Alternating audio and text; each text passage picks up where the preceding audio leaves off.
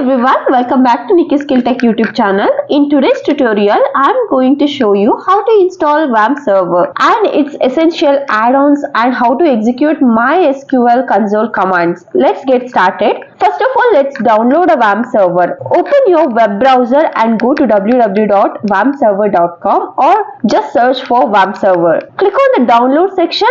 Choose the appropriate version of your system, either 32 bits or 64 bits. Most of the modern systems are 64 bits, so I'll download that version itself. Click on the download link and follow the instructions to save the installer to your computer. Once the download is completed, locate the installer file in your downloads folder and double click to start the installation process. Follow the installation wizard. You can leave the default settings as they are useless. You have specific preferences, so click next and agree to the terms and conditions. Choose the installation directory. Typically the default location is fine. You will get this warning or error message just because Wamp server supports various add-ons to enhance its functionalities.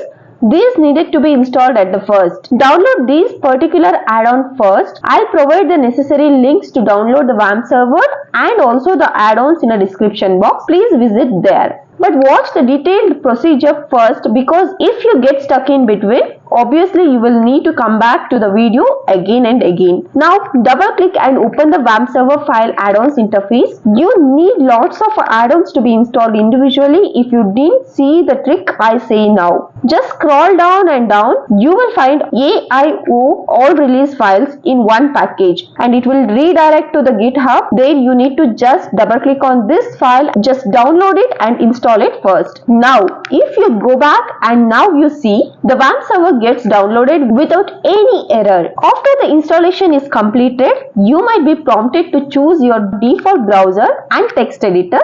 Just click no for both of them. Once done, search for a Wamp server in your PC. You will get it.